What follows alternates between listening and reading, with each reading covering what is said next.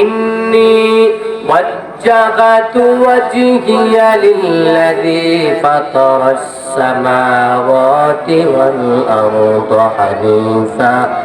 حنيفا وما أنا من المشركين.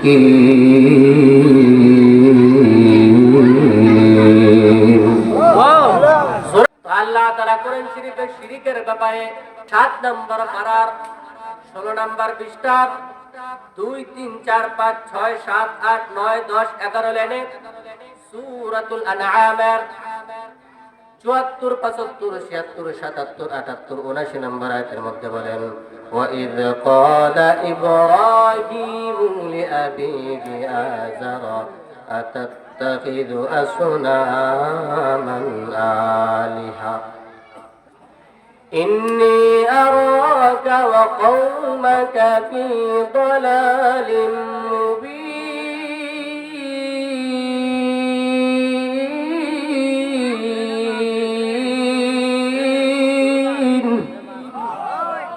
আল্লাহু আকবার। আরো জোরে বলা যায় না? আপনারা কি কোরআনের পক্ষে নাকি শয়তানের পক্ষে? কোরআনের পক্ষে হলে চিৎকার করে আওয়াজ দিয়ে বলুন তো আল্লাহু আকবার। ইব্রাহিম আলাইহিস সালাম ছোট, এরকম ছোট। ইব্রাহিম আলাইহিস সালাম যখন ছোট, ইব্রাহিম আলাইহিস সালামের বাবা বললেন, হে ইব্রাহিম, এই যে আমরা যেই ব্যবসা করে খাই, বিশাল বড় একটা খাড়ির মধ্যে, খাড়ি চিনেননি? খাড়ির মধ্যে অনেকগুলো মুরগি দিয়ে দিলেন। এবার বললেন, ইব্রাহিম এগুলা বাজারে নিয়ে বিক্রি করে আসো। ইব্রাহিম আলাইহিস সালাম যখন এগুলা নিয়ে বাজারে যেতে লাগলেন, রাস্তার মধ্যে এক জায়গার মধ্যে প্রস্রাব ধরছে। প্রস্রাব করার জন্য সাইডের মধ্যে চলে গেলেন। প্রস্রাব করে আসার পরে দেখতেছে একটা কুত্তা মূর্তিগুলোর মধ্যে প্রস্রাব করতেছে। নাউজুবিল্লাহ। তো ইব্রাহিম আলাইহিস সালাম বললেন, আরে বাবা আমার, কোন খোদার ইবাদত করতে বলেন যে খোদা আপনাকে বাঁচাবে দূরের কথা, নিজেকে তো নিজেকে বাঁচাইতে পারে না। তাহলে আল্লাহ তাআলা আমাদেরকে বাঁচান না? কোরআন শরীফে অনেকগুলো আয়াত আছে, সময় না থাকার কারণে বলতে পারতেছি না। যত বিপদ আছে কে বাঁচাবে আমাদেরকে? কিয়ামত পর্যন্ত মানুষদেরকে কে বাঁচাবেন? অথচ ইব্রাহিম নবীর বাবা যে খোদারে মানে, এই খোদা বান্দাদেরকে বাঁচাবে দূরের কথা, নিজেকেই বাঁচাইতে পারে না কুত্তার প্রস্রাব থেকে।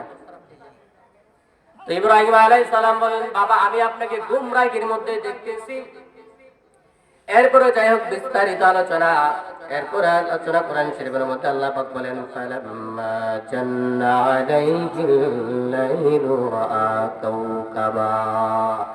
যখন রাত্রিবেলা হয়ে গেল, ইব্রাহিম আলাইহিস সালাম এবার আকাশের দিকে তাকালেন। কোন দিকে তাকালেন বলেন?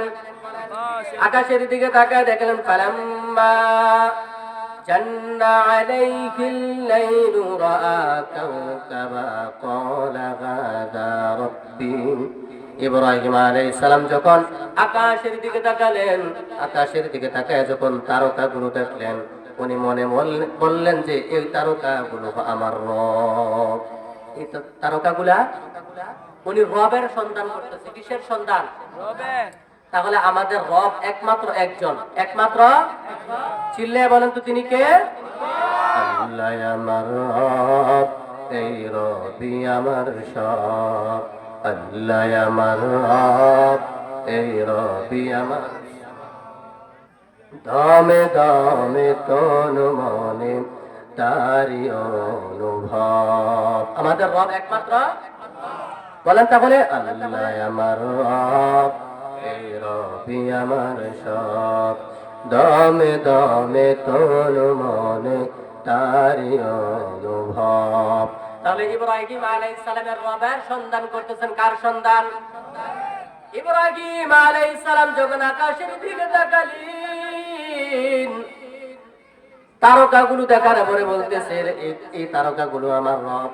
যখন ফালাম্মা আফালা ক্বালা লা উহিব্বুল আফিলিন, যখন তারকাগুলো ডুবে গেল তখন বলল যে যেই জিনিস ডুবে যায় ওই জিনিস কোনোদিন আমার রব হতে পারে না। যেই জিনিস ডুবে যায় ওই জিনিস আমার কোনোদিন রব।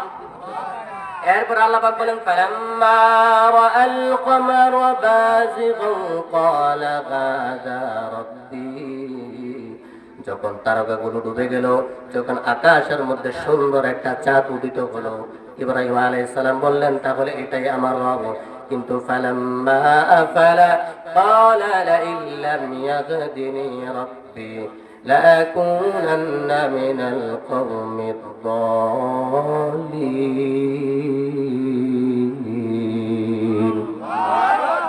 যখন আকাশের মধ্যে তারকা ডুবে গেল, চাঁদ ডুবে গেল, ইব্রাহিম নবী বললেন যেহেতু চাঁদ ডুবে গেছে, যেই জিনিস ডুবে যায় ওই জিনিস সব হতে পারে না।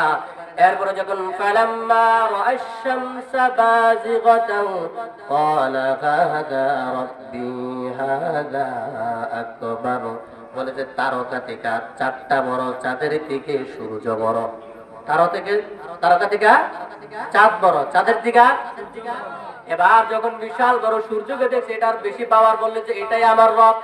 কিন্তু ফালাম্মা আফালাত ক্বালা ইয়া কওমি ইন্নী বারীউম মিম্মা তুশরিকুন।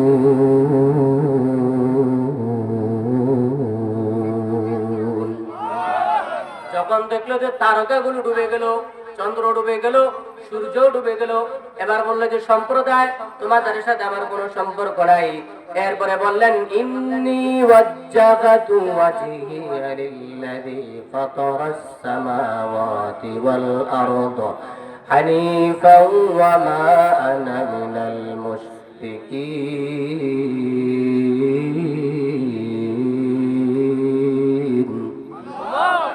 বলে যে তারকা আমার রব না, চন্দ্র আমার রব না, সূর্য আমার রব না, বরং রব একমাত্র, কেবলমাত্র, শুধুমাত্র। চিল্লায় বলেন তো কে?